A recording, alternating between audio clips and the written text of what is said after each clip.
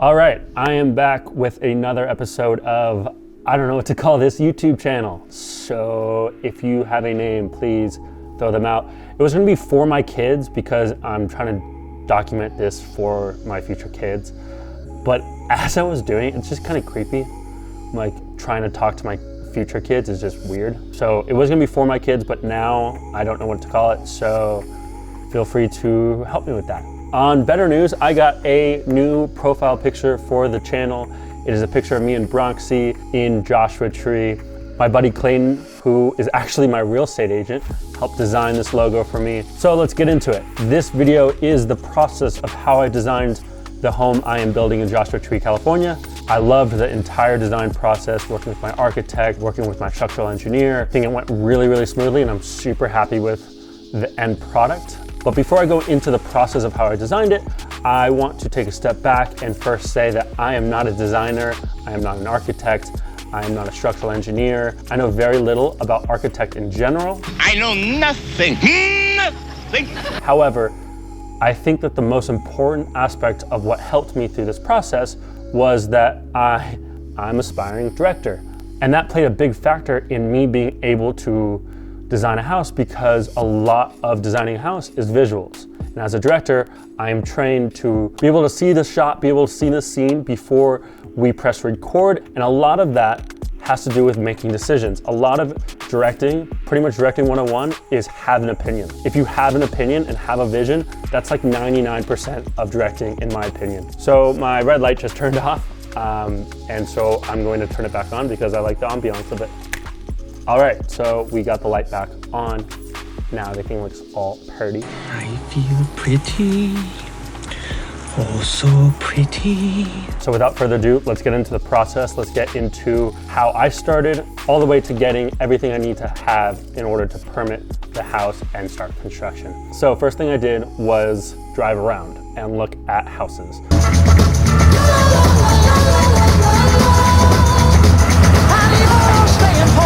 I know that sounds lame and not like the first step, but that's honestly what I did. I drove around my parents' neighborhood and I looked at houses that I liked and took pictures of them.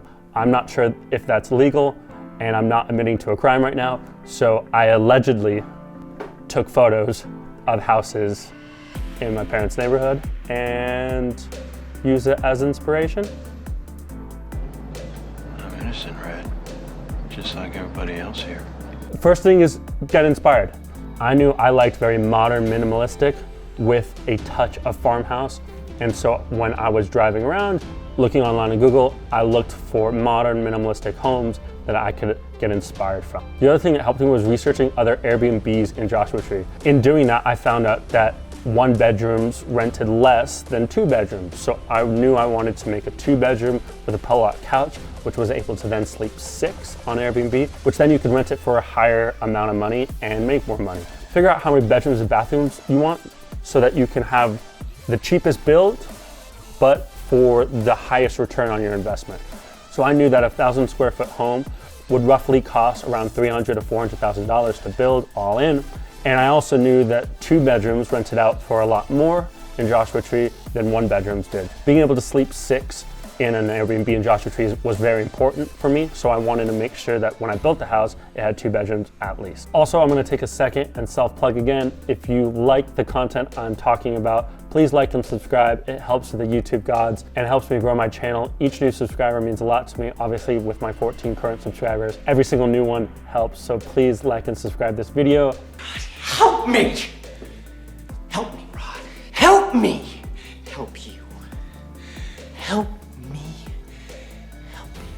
So let's get into my first design. This is what I designed originally. As you can see, you have the U driveway, it turns into pebbles. There's a carport on the right.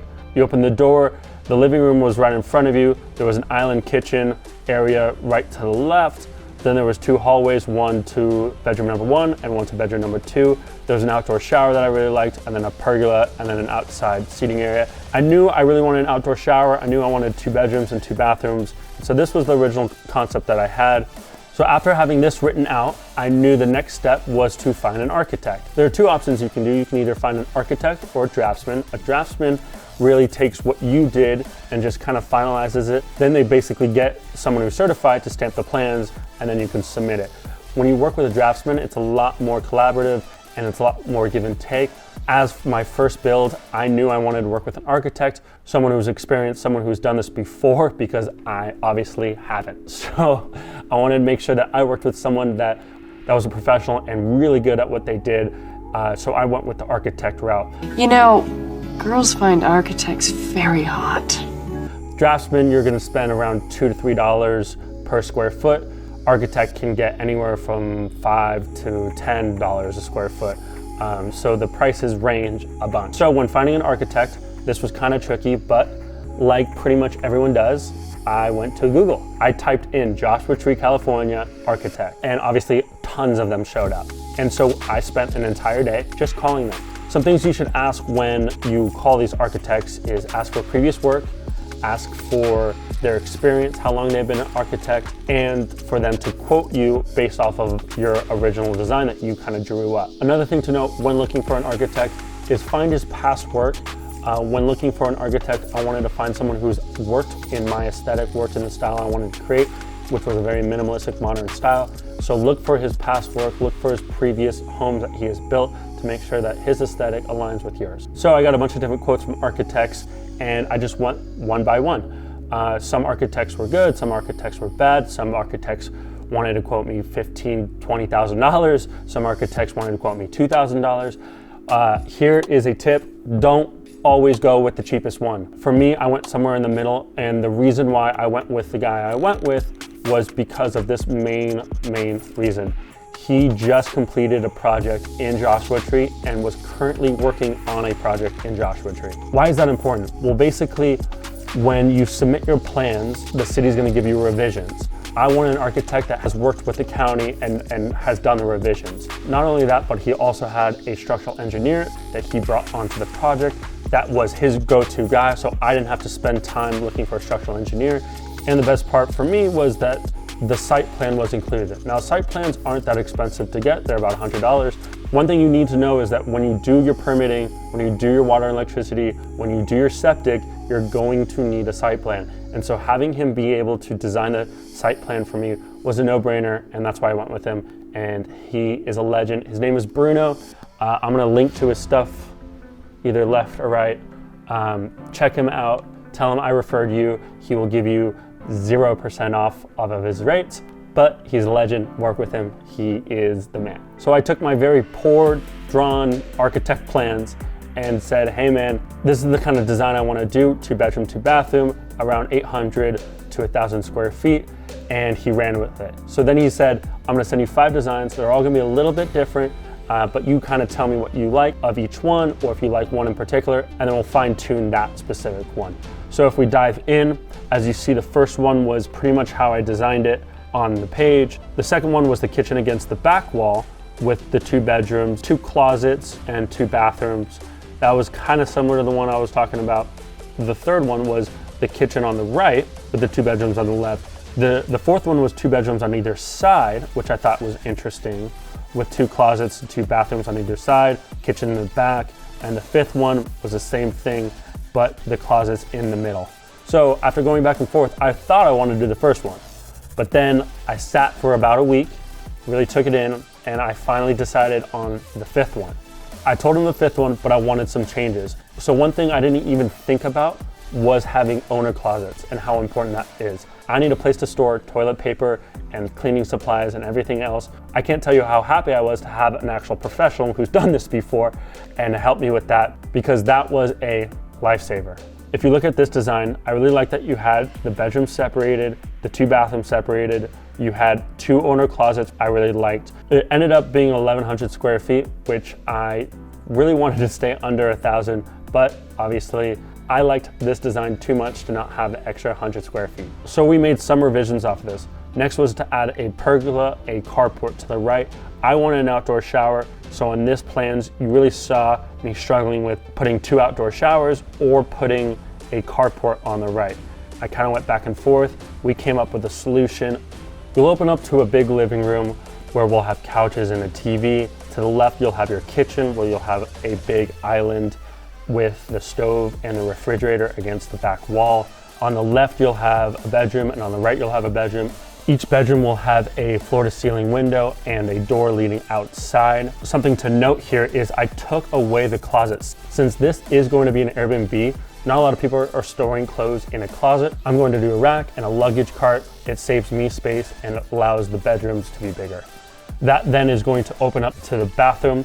The bathroom on the left is going to have an outdoor shower. There is actually a glass door that opens up outside to the outdoor shower. The bathroom on the right is going to have a full tub. Then you'll have your complete floor-to-ceiling glass windows in the living room that leads out to the pergola. Next to the bedroom on the left and the kitchen, you'll have a staircase going up. That staircase will be outside. That leads to the deck. The deck will be about 677 square feet. That will have a barbecue, twinkly lights, couches, a table, chairs to sit and eat dinner, and it'll be super aesthetic and fun to sit at. Something to note, my architect didn't charge me the design for the pergola, the design for the deck, or the carport. However, my structural engineer did. So a structural engineer is in charge of basically how the house is going to function. God forbid someone fell off the deck or something, or the deck collapsed, his license would be at stake. So he did have to charge me. So next was to talk about elevations. We did 2 rounds of elevations. This is the first one. So as you can see, the picture in the top middle is the view from the front of the house. You'll have the window from the kitchen in the middle. You'll have the deck on top. If you look at the picture on the bottom, you'll have the floor-to-ceiling windows in the bedrooms, but also the living room. If you look at the picture on the top right, that is the right side of the home. That diagonal square line is the door, and the picture on the top left is the left home. So we did 2 revisions of this. This is the final elevations. If you look at the bottom left picture, you'll see that the door was slightly moved over, so it's centered above the carport indent. This is the final elevations that we went with, and I couldn't be happier with the design of everything. Bruno absolutely crushed it. So after I approved everything, we sent the plans to the structural engineer. He worked super quick and was able to bring the structural plans to life. One thing was really nice was having the architect and the structural engineer have a relationship. Therefore, everything that I've already communicated for the past couple weeks with my architect was then able to relay that to the structural engineer without having me to re-explain everything that I wanted to do. So that was super beneficial to have to make the process super easy. So after my architect plans were done and my structural plans were done, time for the site plan. This was nice. I was able to work with my architect to design this. We went through a couple of revisions. The first one I had put right in the middle of the lot with the U driveway. Then I ended up making the U a little bit smaller, kept the house in the middle. I then went to my mom, shout out Donna, who was like, I don't like the U, let's get rid of it. And I think that that house shouldn't be in the middle in case you want to add an Airstream or an ADU to it. Utilize the 2.5 acres that you have, and so strategically place the house on the left or the right of the lot so that you can possibly add something in the future. This was genius. Shout out Mama Aisham. So then this was the final plan that we came up with. So above my lot is another 2.5 acres that is completely empty, that is not being planned on built. Below my lot is a pre-existing house, and then to the left of the lot is a 5-acre empty lot. That's why I put it on the top of the lot, because I wanted distance from the house below me. This maximized the amount of privacy that my guests will have in the Airbnb. If in the future I want to put an ADU or an Airstream, I will be able to put it on the bottom of the lot, which was a very smart decision and helpful by my mom. Shout out Mama Aisha. I will do a perk test and a soils test, which then I'll have a septic engineer design a septic plan. I'll then submit that septic plan along with my architectural, structural, and site plan to the city to get everything permitted. Then once I get everything permitted, I can find a GC, I can get the construction loan, and I'm off to the races. That is everything you need to know on how to design a home in Joshua Tree, California. Biggest takeaways was find an architect or draftsman who has worked in your area, who has worked with the county. It will save you in the long run.